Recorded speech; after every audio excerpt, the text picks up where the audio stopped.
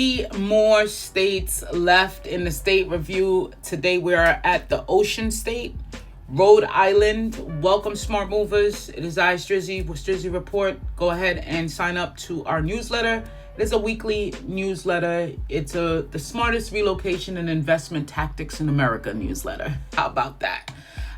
In it, we just give 10 gems. We give you where to go, what to know, and what 100K gets you.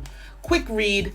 So for your Sunday mornings, you could open it up, and within 5 minutes, you'll be smarter and you'll know what's going on in America.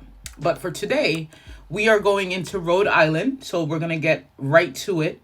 Have I been to Rhode Island? I've driven through it. I think I stopped for Taco Bell in a part of it. I believe I was in Providence, if I'm not mistaken. I didn't capture a good, like, oh my God, I would live here. But as I'm going through this, America's biggest little secret state in Rhode Island, it's not too bad if you are okay with certain other factors. Okay, so it provides the best coastal living value in the entire New England area. It's cheaper than Cape Cod. It's cheaper than the Hamptons, and you get that coastal living. Top tier healthcare. Now, this is where it's more important for, let's say, the elderly, the retirees here. It has the #1 hospital in America, and that's Rhode Island Hospital. So if you're anywhere around that area, you're getting top tier healthcare. There's no county government, so lower property taxes than neighbors. No county government. How does that sound? Foodie paradise. So most restaurants per capita is living right here in Rhode Island. So if you love the food, you love the coastal living, you love healthcare, this may be it for you. And guess what? There's quick access to Boston and New York. Amtrak, you could jump on them.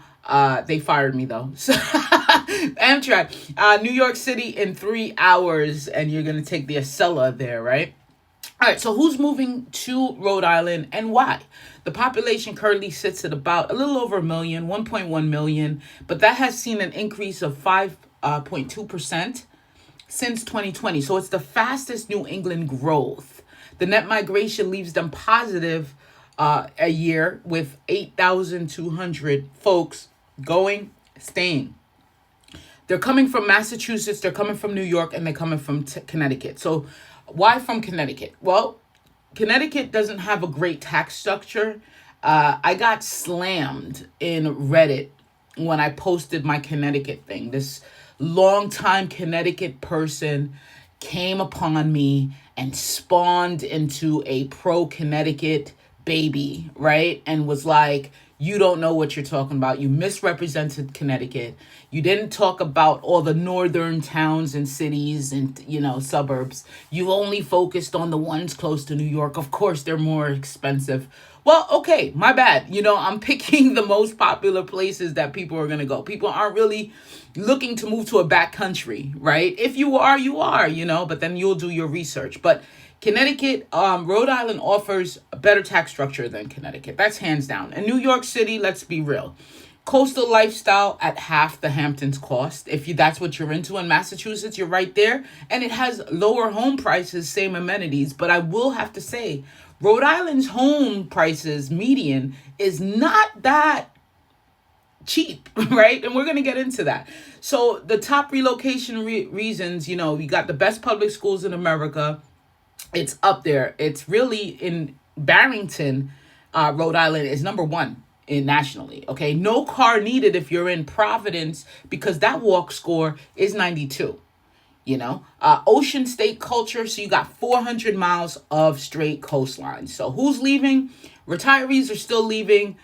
The winter is beating them down and they're headed to Florida. Young professionals, they're going to Boston for higher salaries and you can't be mad at them when they got the Ayn Rand self-interest fountainhead in their mindset, okay? Newport has more Gilded Age mansions than anywhere in America. Providence was the highest percentage of creative jobs outside California. I did not know that. So let's talk about the cost of living and let's start with the home prices. Barrington, remember, the best #1 public school area, best school district in the U.S., right? the median home price there, and you could see people want to live there. And then let's talk about the property taxes too later on and how it correlates. Do you think that higher property taxes in a great area has correlates to the best school districts? You remember, property taxes funds public schools, right? So if you got the higher property taxes or higher median home, you're paying higher taxes, better districts. We're gonna have to do a study on that. Barrington, the median home price is 650K. That's seen a plus 12% change, year over year change. Best school district in the U.S., as we mentioned. Newport, the median home price there is $850,000. As we've seen, the Gilded Age mansions are sitting in Newport. You got the water. You're right on the water, basically, at all sides, all angles. That's seen a plus 18% year over year change because the summer home demand is surging still. Providence, that's it's not the cheapest of all the areas that we're going to discuss, but it's seen a 9% increase over their median home price at $420,000. That's an urban revival hotspot right there going on in Providence. And just so you know, there's only one place in Rhode Island whose median home price is less than the national average, and that's Warwick. Warwick is sitting at $350,000. That's seen an increase even, but that's airport convenience is right there, okay?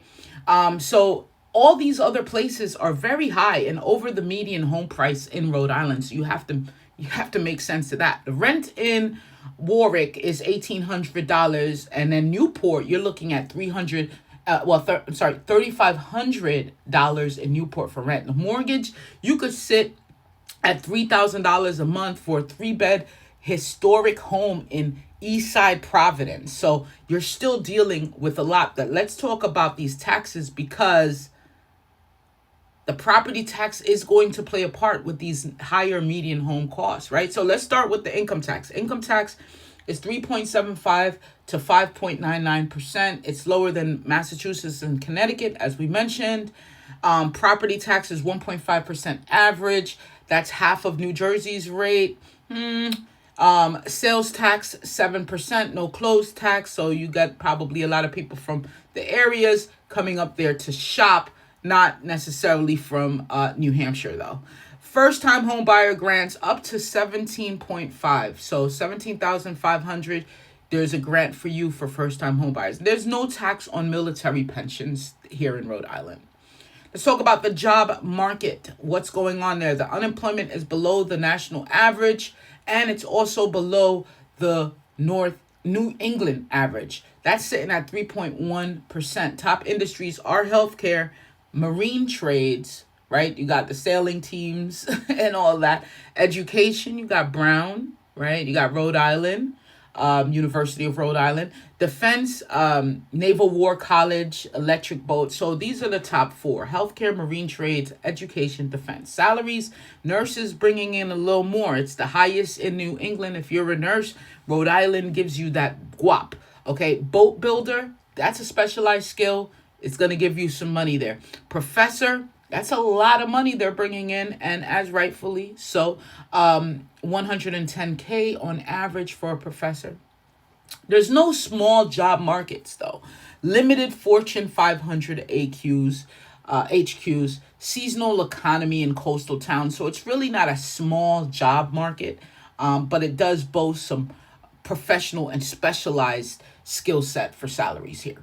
Lifestyle and culture, you got the pros, arts, food, and history. Okay, the First Baptist Church in America is sitting in Rhode Island. So if you are a Baptist, if you're into that, you could go check that out. But arts, food, and history. Cons, high humidity summers in Rhode Island, limited big name concerts and sports. So you're not going there for the sports. You're not going there for the concerts. You're not going there for all of that. You're really going there. I feel like the folks here are really going to enjoy that coast, to be among the food, the art, the history. You know, that's the type of individual that belongs in Rhode Island.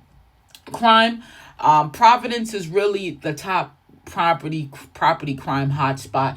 Safest town, you got East Greenwich, Jamestown, and Barrington. And Barrington, again, is the number one in America for their public school district. And so that boasts something and it says something. Politics, it's a deep blue state. Most Democratic in the U.S. is Rhode Island. The most Democratic. Abortion is protected in state constitution. All right, so 6 places to live. Top 5. All right, we said it and we're going to keep saying it. Barrington, gold standard for families, okay? East Side Providence, urban charm, Ivy League. Newport, historical, coastal, luxury there. Narragansett, Narragansett. Best beaches. Now we're going to have to look that up. We can't just keep saying that like that. Let's do the pronunciation. Let's do the pronunciation. All right. Let's see what it says. Narragansett. Okay. Got it. We got it. Okay. All right, let's continue. So East Greenwich, perfect balance there of the lifestyle that Rhode Island gets you over in East Greenwich. Think twice, though. Central Falls, high poverty is going on there. Let's see where Central Falls is. Does it fall on our map? It doesn't even fall on the map. Okay.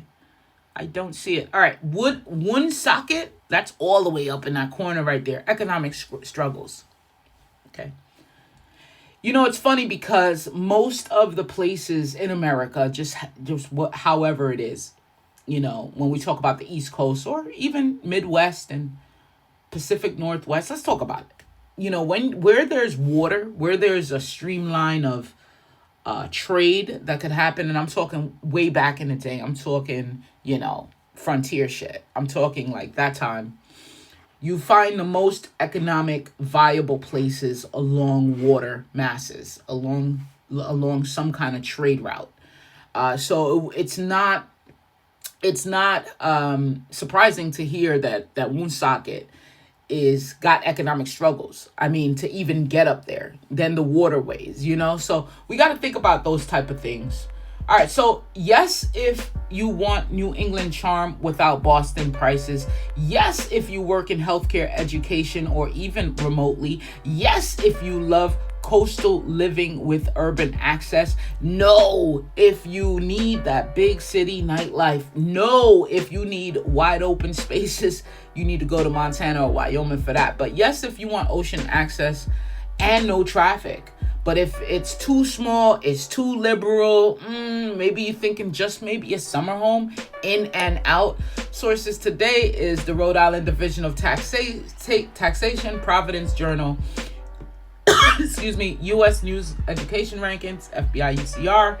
And that's going to wrap it for the Ocean State. Hope you enjoyed this. And again, I would love to see you a part of the Smart Movers Club. It's a weekly newsletter. It's free, baby. Come on. Giving you information for free, making you smarter. Where to go, what to know, and what 100K gets you. It's in the description in a link, so you could just go ahead and click it. Peace.